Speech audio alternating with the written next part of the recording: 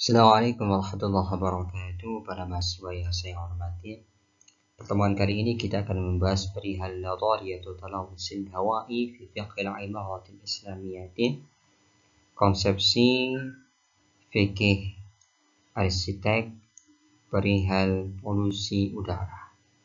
Pembahasan kita pada kali ini kita akan membahas tiga hal utama. Pertama, at-ta'rif bil hawa wa talawus, definisi udara dan polusinya. Yang kedua, ahammiyatul hawa fil hayah wa dararut talawusil hawa'i, urgensi udara bagi kehidupan dan bahaya polusi udara. Yang ketiga, haqqul jiwari wa alaqatuhu bil hawa'i, relasi hidup bertetangga baik sesama manusia atau satu bangunan dengan bangunan yang lain dan korelasinya dengan polusi udara.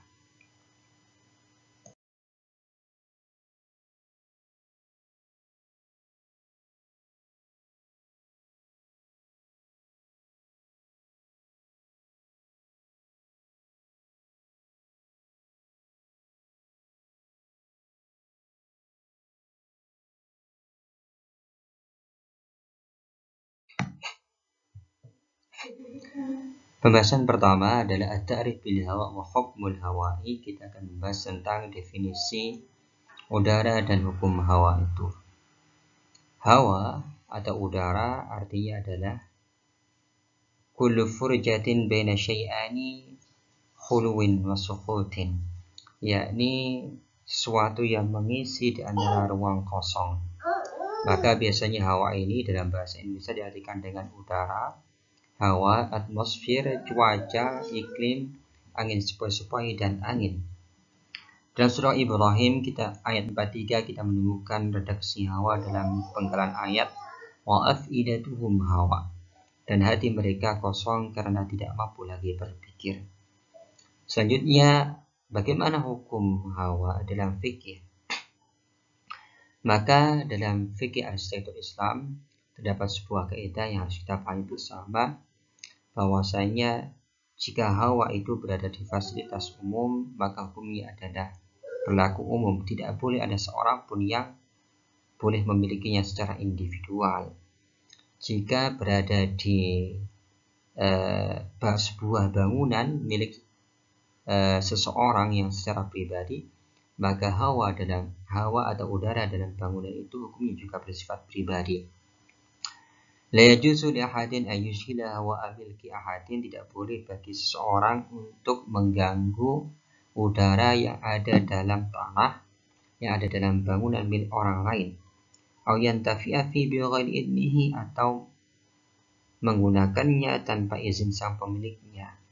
Maka jika ada pelanggaran seorang menggunakan udara yang ada dalam tanahnya, dalam bangunannya tanpa seizinnya, maka fa'in fa'ala fali sahibil hawa'i al-mutalabatu bitafrihi, maka orang yang mempunyai tanah, mempunyai bangunan yang udaranya dimanfaatkan oleh orang lain tanpa seizinnya, boleh menuntutnya untuk memberikan ganti rugi secukupnya.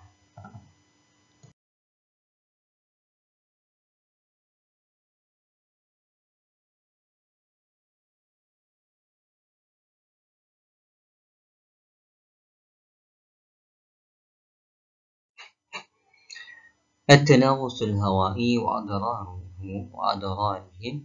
Pembahasan selanjutnya adalah tentang bahaya dari polusi udara. Bahwasanya at-tanawusul hawa'i, polusi udara itu sangat berbahaya, bahkan pertama kepada manusia itu sendiri, kedua kepada hayawan, ketiga kepada an-nabat, pepohonan, yang keempat kepada al-manakh, iklim, dan yang selanjutnya adalah al-abaniyah, dalam bangunan.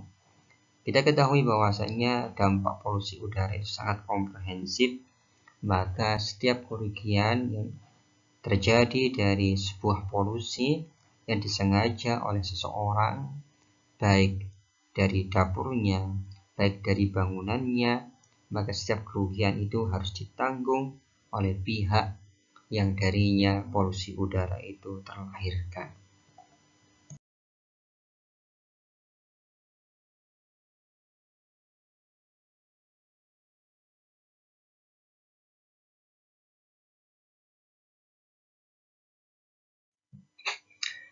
Hukmud dhalalin nadiju anil adkhinati. Selanjutnya kita akan membahas seputar hukum bahaya yang timbul dari polusi asap. Maka kita dapat temukan dalam Al-Quran, "Fartaqib yawma ta'tis sama'u bidukhanin mubin." Maka oleh sebab itu tunggulah wahai Nabi Muhammad hari ketika langit membawa kabut, yaitu debu yang berterbangan dari tanah akibat kekeringan yang berkepanjangan yang tampak jelas bagi mereka. Dari ayat ini para ulama dalam fikih arsitektur membuat sebuah kaidah anwa'ul adkhinati wa hukmuha, bahwasanya polusi asap itu ada dua macam. Sebagaimana juga hukumnya ada dua kategori. Yang pertama adalah ad-dukhanul fahishu, adalah polusi asap yang sangat merugikan baik kepada manusia, tumbuhan, hewan, apalagi kepada bangunan. Maka polusi asap yang seperti ini adalah mamnu'un wa wujubu izalatihi, dilarang, bahkan haram dan wajib untuk dihilangkan polusinya. Maka apakah definisi dari ad-dukhan al-fahish ini yang hukumnya adalah wajib dihilangkan? Adalah ma zada anil hajati wa dama amruhu, setiap polusi udara yang di luar batas kemampuan seseorang untuk menanggulanginya, untuk mengatasinya, dan tidak sesuai dengan kebutuhan kehidupan manusia. Maka jika ada polusi asap yang seperti ini, maka harus dicegah dan dihilangkan. Yang kedua adalah ragam asap yang kedua adalah ad-dukhanul khafifi, yaitu asap yang ringan. Maka hukum asap yang seperti ini masih ditolerir dalam fikih arsitektur.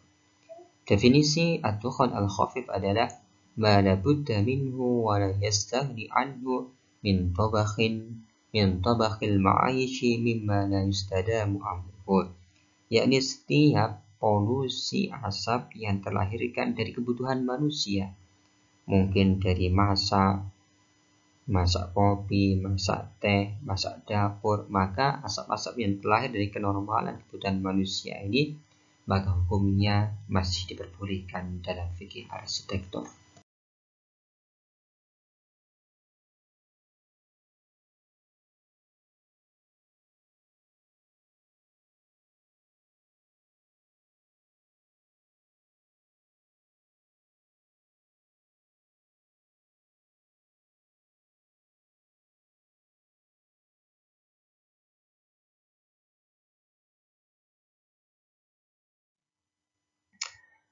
Hukmud dhalarin natiji anir rawahil karihati. Selanjutnya kita akan membahas tentang hukum bahaya dari polusi bau yang tidak sedap.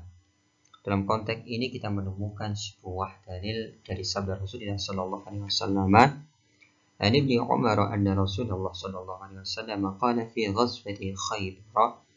Diriwayatkan dari Ibnu Umar bahwasanya Sayyidi Rasul sallallahu alaihi wasallam pernah bersabda dalam perang Khaybar, man akala min hadhihi syajarati ya'ni as-sawma fala ya'tiyanna al-masajida. Barang siapa memakan bawang, memakan berambang, maka jangan sekali-kali mendekati masjid. Dari hadis ini para ulama fikih arsitektur membuat sebuah kaidah yang berbunyi wa muhdatsu ma fihi lil jari dhararun muhaqqaqun yumna'u min ghairi nadrin, bahwasanya setiap bangunan yang baru didirikan namun memberikan efek negatif kepada tetangga, kepada bangunan di sekitarnya dari segi baunya, maka bangunan yang seperti ini harus dilarang. Wa ma biniddir rihi yu'di yumna'u fa'ilu kadabhi mahma yaqa'u. Setiap bangunan yang menimbulkan polusi bau yang menyengat hidung tetangganya sehingga mengurangi kenyamanan hidup mereka, maka seharusnya dilarang. Sebagaimana tempat tempat penjagalan, tempat sampah yang dibangun di tengah permukiman. Maka kita sebagai arsitektur, maka janganlah kita membangun masil. Pertama, selokan yang terbuka sehingga menimbulkan bau-bau yang tidak sedap. Yang kedua, membangun mirhat, WC umum yang tidak teratur sehingga baunya merugikan orang lain. Membangun madabih, tempat penyembelihan hewan ternak, tempat pengelolaan kulit hewan setelah disembelih, atau membangun hadiroh, kandang ayam di tengah permukiman. Maka menurut para ulama fikih arsitektur, bangunan-bangunan masil, mirhat, madabih, dan hadiroh yang menimbulkan polusi bebauan, maka seharusnya dijauhkan dari permukiman.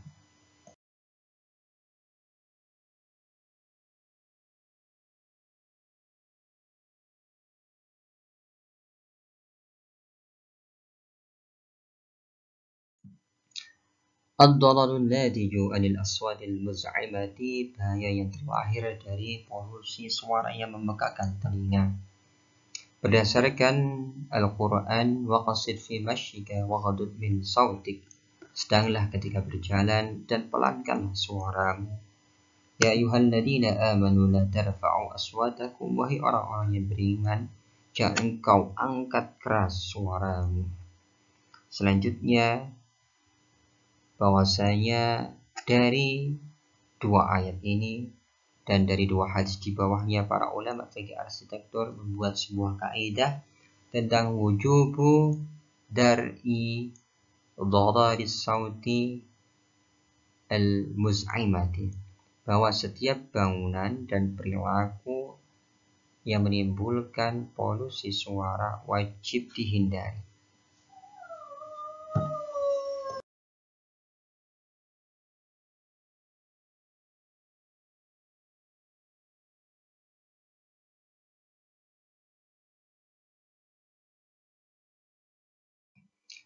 Selanjutnya, bagaimanakah sikap fikih arsitektur perihal berbagai suara yang memekakkan telinga? Maka as-sautul ladzi yuziju wa yuqalqilul insana wa yufsidul bunyana mamnu'un. Setiap suara yang memekakkan telinga manusia atau bahkan mungkin bisa merusak sebuah bangunan atau menurunkan harga bangunan itu, maka mamnu, dicegah. Bisa kita lihat bahwasanya inilah konsepsi pandangan fikih arsitektur perihal polusi, baik polusi udara, polusi asap, polusi suara, dan polusi yang lainnya. Terima kasih.